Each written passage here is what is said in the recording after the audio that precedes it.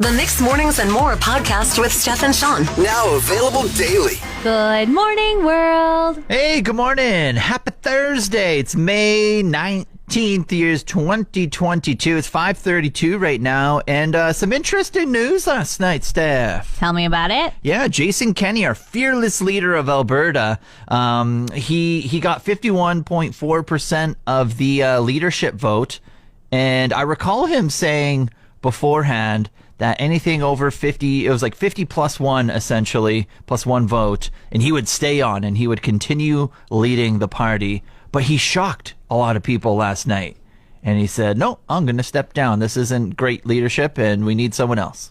Yeah. So he resigned. And I mean, a ton of different ministers have commented and said they were shocked. They were surprised. And Brian Jean said, like, great job, man. I'm going to definitely run. Yeah, exactly. For some reason, if anyone went to Keanu Theater and they saw the musical Hot Boy Summer that came through here, I just had so many of their songs stuck in my head. Now, whenever like anything Jason Kenney pops up, it's just stuck in my head. So if I have to have it stuck in my head, so does everyone else. Kenny, you're the college king. You got everything. You're the candidate that's heaven sent. Let me say I like the way you dance, and you got a chance to be student union president. Kenny. And yeah, so like when it happened, I like sent a voice note to my girlfriend. I was just like, Kenny! She's like, what are you talking about? I was like, I don't know. I was just singing that musical. Clearly, she doesn't have it stuck in her head yet. But she did after that, I'm sure. Absolutely. Our HR department reached out earlier this week, and we're getting some sort of new insurance for one part of our benefits, so we have to fill out like those forms again. Yeah. And of course, there's like beneficiaries and all that jazzy stuff. And on these forms, I don't remember this question earlier about who's like receiving some of your money, and so I'm just giving some to my parents. And very kind, thoughtful. Yeah, and great usually son.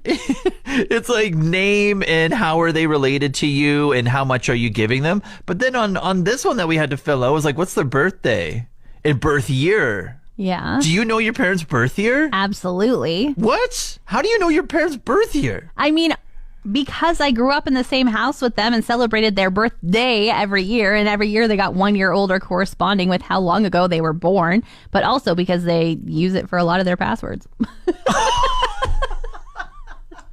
Oh, jeepers, they're going to have to change it now. You just sorry, Mom and blasted Dad. that over. I'm not going to say what their birth years are now. People are going to be like looking into your parents and like, how do I get that life savings? No, Shawn, don't give I'm telling you got to warn them now. Oh, man. You're like, look, you need to go in with a new password because I just blasted it over the radio. But so now this new insurance company, I had to like text my parents. Well, first I tried to like snoop around to see if I could like find it. So I was like looking on Facebook and I'm like, I know their birthdays. Yeah. That comes around every year. Of course that. I've never asked about what like year they're born in. So then I tried to look on Facebook and I was like, no, it doesn't say it there. So I was just like, hey, Dad. What year were you born? I have to like if something happens to me, you're getting money for this, so don't be upset, okay? Yeah, you had to like soften the blow. Like, I am a terrible son for not knowing what year you were born, but if I die, good news, you're my beneficiary. That's right. So then they handed it over and it wasn't a big deal. But I would just like to say to you though, last week we did wish your dad a happy birthday. Did you not say like happy 67th birthday, Dad? No, he turned 29. Once it's over 30, happy 29th birthday. Every single year of your life. That's right. You always pump the tires. I was at the pool last night and I saw this person in the flesh, in real life, that is usually a menace, I would say, online. Oh. Yeah, like a troll. A troll. And they are just always showing up in different groups on Facebook, in the comments. They never have anything nice to say. And I just was like, you know, you're in the pool and you're in the deep end. There's some options here. This is the most extreme. That's the most extreme words I've ever heard come out of your mouth. That is incredible. I want to, and it's terrible, but I want to applaud you for taking some steps here. I didn't take any steps though. You know what I did what I wish this person would do every time they see something they don't like online? I just strolled on by. I was like, Took the high road. you don't make me happy, but I don't have to stoop to your level. So I was like, all right, I'm just going to swim away. Good on you taking the high road, I guess. The thoughts, though, I they can't were not even imagine running into a troll, especially because like 99% of the time they don't even have a picture of themselves. So you run into one of the trolls that actually does. It's fascinating. high. Yeah, it was pretty interesting. Did they see you? Yes. Oh, and did they do anything? They did not do anything. They just stared at me every time I walked past them. Like, I was just like, do you like my bathing suit? Or do you know who I am and you know that you're a menace in my comments every day? Oh, gross. Yeah. Gross. Yeah. Strolling on by, though. Just strolling. Yeah. Scrolling and strolling. I've been going on these walks all throughout the month of May here. I'm trying to get 10,000 steps in every single day. And my walks vary at different times of the day, Steph. Okay. And so sometimes I'll do it right after work. Maybe it'll be super nice out and I'll be like, oh, it's supposed to rain tonight. Yeah, I'm going out right now. And then I'll have my nap later, okay? Wow, look at you being all proactive. Thank you. And then sometimes I'll nap and then I'll go out and it'll be like 3 o'clock or so. And then sometimes, maybe it's a busy day at work, I'm definitely not going for a walk. My nap's a little later and I'll go out around 5. Whoa. Okay. Really switching it up. Yeah. So I'm getting all different hours of the day. And I've noticed the walks around 5, I just don't like. Why? Because all the normies are all the normal people. The normal people, like, they're all off work or what? Yeah, like, we're different. We're weird. Like, we have a different schedule where we're not on, like, an 8 to 4, 9 to 5, whatever it may be. Like, we're off around, like, noon or 1 o'clock. Mm-hmm. And so there's just no one really out during those times. And then I like that. It's just peaceful. You're on your own. You can just, like, be on your own. But then also when there's a lot of people around, it's just you got to do that awkward, like, you pass someone, you're just like, hi. You do that stupid smile and your head nod and stuff. Are you trying to say you don't like being Canadian anymore? Like, what the heck? It's just awkward because then you're both just like, hey. Like, And you just do the awkward. There's like 3 things. There's you have like a different hello than you would normally like acknowledge someone if you're going in for a conversation. You have a weird smile that you've never done in your life, and everyone has a certain head nod that they do. There's 3 things, and it's just like I would just rather be in peace. Right now. wow. Okay, so like one of the friendliest dudes ever is just like, don't talk to me. Don't even look my way. Trying to get my tent taken. Especially don't smile at me and show your teeth. Yeah. You definitely don't show your teeth. Knuckle sandwich coming your way. Big news for Alberta after only 51.4% of the leadership vote. Jason Kenney announced last night that he is resigning. Yeah, he's intending to. We'll put intending there because who knows with this guy. You just don't trust him. Yeah. But I want to know, after you resign as a premier, like one of those big jobs in politics, what do you do? Like, he's not old enough to retire. Yeah, that is a very interesting question. I wonder, trying to think of like other people, and it's like, I think some of them get hired as like consultants at like whoever like supported them the most kind of thing. There's like, oh, you can come work for us. You can be a consultant with us. And then I'm sure they do some important things, but I think I've seen that before. Okay. Like, I wonder if maybe they could be like an accountant. Like, do they still want to be in the public eye, or do they just want to be like in an office? You're just going to throw out accountant? I don't know. I feel like they must be good with numbers. Like, that's what Jason Kenney always says. He balances the budget. Oh, okay. I don't know. He could become a door knocker for his party. Whoa. He could go and like support the next. That is quite the demotion as well. Is it? Or isn't that what you're supposed to do as a political leader? You're supposed to go around and be with your people. Yeah, no, that is interesting because I think I thought I remember hearing a comment. I was watching the hockey game, barely paying attention to this last night, but I thought I heard him say like he still wants to stick around and help in some way. But can you imagine being in the same room as like the new leader of the party and be like, oh, man, I remember when I was like, no, Jason, shut it, okay? What is that, Dorothy Ann from Miss Frizzle? At my old school. Yeah, one time in band camp. No, Jason, Okay, you're not leader anymore. Maybe he should just do cameos from now on. Oh, that's another thing. He Yeah, could just there we get paid go. $80 a time, or maybe he's like a high-profile celeb. He could get paid $500 for a minute-long video and be like, "I'm Jason Kenney," and then just do all hot boy summer jokes. Yeah, see, and you would probably get it from both sides. You would get the conservatives renting it because they like him, and then you would probably get like the NDP left side renting it to troll their friends and be like, "Oh, I got you a happy birthday message," and it'll be funny because it's from Kenny. Yeah, I'd just like to say though, the conservatives don't like him. Oh, as yeah, 'cause they didn't vote evidenced for by this bad vote. Someone came to my house yesterday, knocked on my door, and asked me to switch providers for one of my bills. Yeah. I ended up in a conversation with them for about 20 minutes. 20. Yeah, even though my first sentence to them was like, "Nah, I'm pretty happy." Because they always have, everyone has escalators, Steph. Escalators? What's that? Like if you say no, then they have another point to make. Right. And then if they have probably like 3 or 5 of them. She had about 15. I tried multiple times. I was like, no, my husband takes care of that. We'll talk to your husband.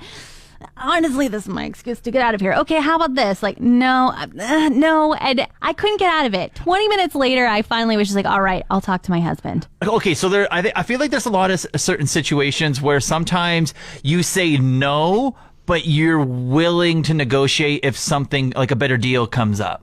But then I think there's situations where you say no, and you know from no matter what they say, it's going to be a no at the very end as well. What was this situation for you? This is a definite no. I'm very happy with my provider. Okay. And then so why did the conversation go on for 20 minutes?